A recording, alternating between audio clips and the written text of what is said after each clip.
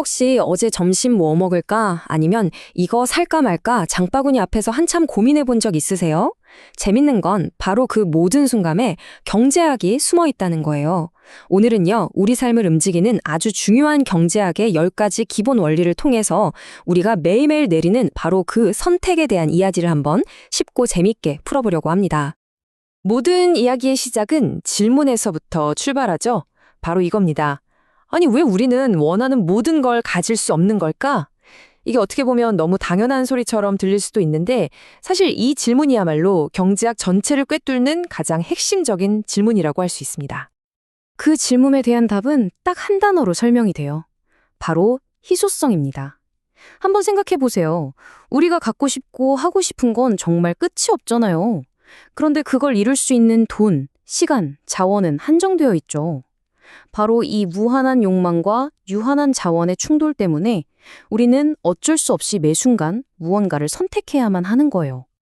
그러니까 경제학이라는 게 무슨 복잡하고 어려운 학문이 아니라 바로 이 희소성이라는 근본적인 문제 속에서 우리가 어떻게 하면 가장 현명한 결정을 내릴 수 있을까?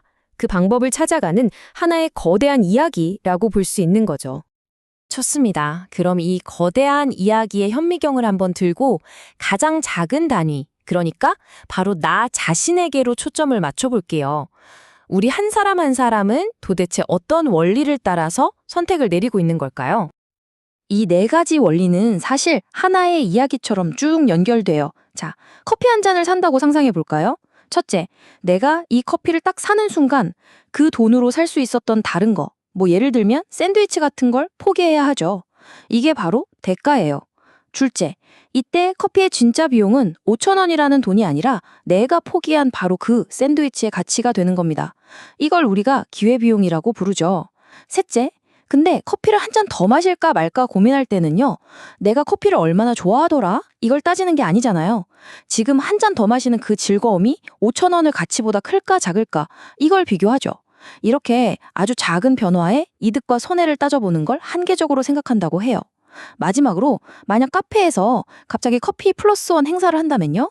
그럼 당연히 한 잔 더 마실 확률이 확 올라가겠죠. 우리는 이처럼 어떤 유인에 즉각적으로 반응하거든요.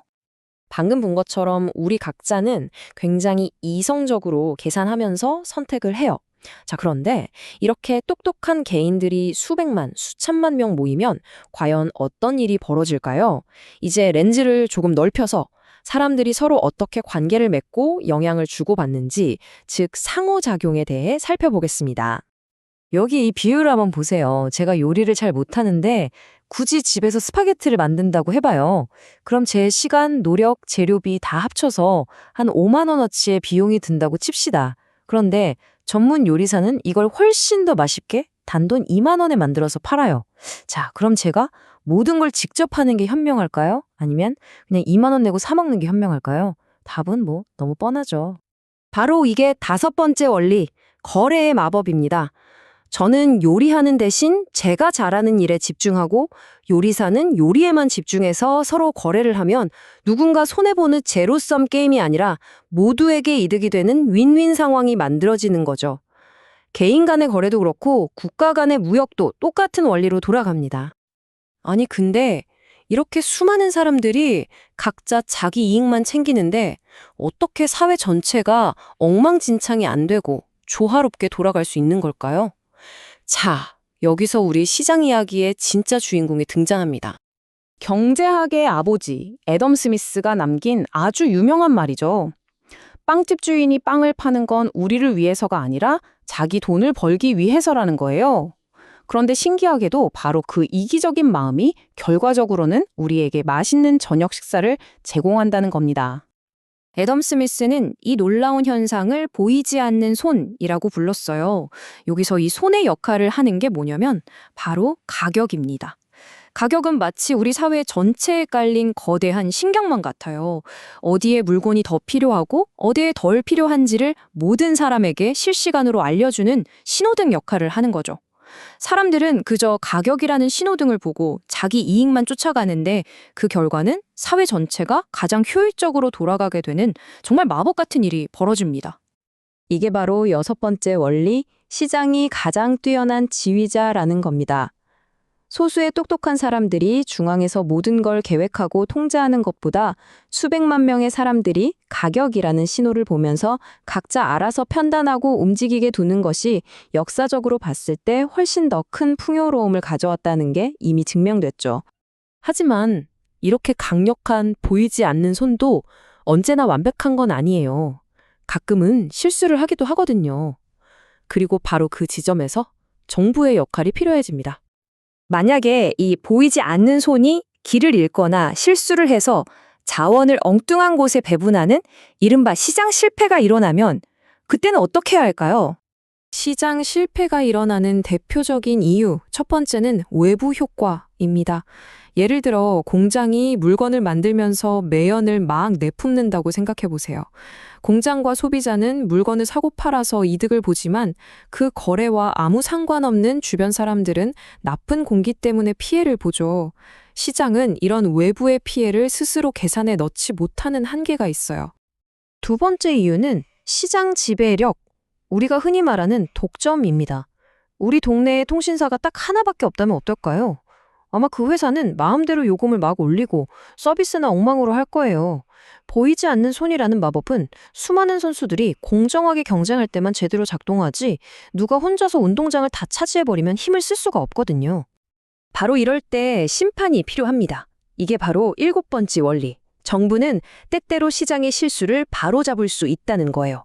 환경오염에 세금을 매겨서 함부로 오염물질을 못 버리게 하고 독점 기업을 규제해서 공정한 경쟁을 유도하는 거죠. 물론 시장이 돌아가기 위한 가장 기본적인 규칙, 예를 들어 내 것은 내 것이라는 재산권을 지켜주는 것도 정부의 아주 중요한 역할이고요. 자, 이제 개인과 시장을 넘어서서 국가 전체라는 아주 넓은 시야로 한번 나가보겠습니다. 도대체 왜 어떤 나라는 잘 살고 어떤 나라는 가난한 걸까요? 이 그래프를 한번 보세요. 국가들 간의 생활 수준 차이가 정말 어마어마하죠? 한 나라에서는 너무나 당연한 것들이 다른 나라에서는 평생의 꿈이 되기도 합니다. 대체 무엇이 이 엄청난 격차를 만들어내는 걸까요? 그 모든 차이를 설명하는 가장 중요한 단 하나의 단어가 있습니다. 바로 8번째 원리, 생산성입니다. 아주 간단히 말해서 한 사람이 1시간 동안 일해서 얼마나 더 가치 있는 것을 많이 만들어낼 수 있느냐의 문제예요. 맨손으로 밭을 가는 농부와 최신 트랙터를 모는 농부의 차이. 바로 그 생산성의 차이가 국가의 부를 결정하는 가장 근본적인 원인입니다. 이제 마지막으로 국가 경제라는 거대한 배가 마주하는 가장 큰 2가지 파도, 그리고 그 사이에서 벌어지는 어려운 선택에 대해서 알아보겠습니다. 이 타임라인 정말 충격적이지 않나요? 1920년대 독일에서 있었던 일입니다. 어제 0.3마르크 하던 신문 한 부가 불과 1년 뒤에는 7천만 마르크가 되었어요. 돈이 말 그대로 그냥 종이 쪼가리가 되어버린 거죠. 도대체 한 나라의 경제가 어떻게 이렇게까지 망가질 수 있었을까요? 9번째 원리가 그 끔찍한 미스터리의 답을 알려줍니다. 정부가 감당할 수 없을 정도로 돈을 마구 찍어내면 시중에 돈이 너무 흔해져서 돈의 가치는 폭락하고 물건값은 하늘로 치솟게 됩니다. 우리가 아는 역사상 끔찍했던 인플레이션 뒤에는 거의 예외 없이 바로 이 과도한 통화 발행이 있었습니다. 그리고 마침내 정책을 결정하는 사람들이 밤잠을 설치게 만드는 마지막 10번째 딜레마가 등장합니다. 정부가 경기를 살리려고 시중에 돈을 풀면요, 단기적으로는 사람들이 돈을 더 많이 쓰게 되고, 그럼 기업은 물건을 더 만들려고 사람을 더 뽑겠죠? 그럼 실업률은 떨어져요. 하지만 이렇게 시중에 풀린 돈은 결국 물가를 밀어 올리게 됩니다. 즉, 실업률을 낮추려다가 인플레이션을 얻게 되는 이 단기적인 막교환 관계 속에서 정부는 늘 어려운 줄타기를 해야만 하는 거죠. 이렇게 10가지 원리를 쭉 따라와 보니 결국 경제학은 하나의 거대한 질문으로 돌아오는 것 같습니다. 시장은 효율적이지만 때로는 너무 차갑고 불공평할 때가 있고, 정부는 공평을 추구하지만 종종 비효율적일 때가 있죠. 이 효율성과 공평성 사이에 완벽한 균형점을 찾아 나서는 것, 이것이 바로 오늘을 살아가는 우리 모두에게 주어진 영원한 숙제 아닐까요?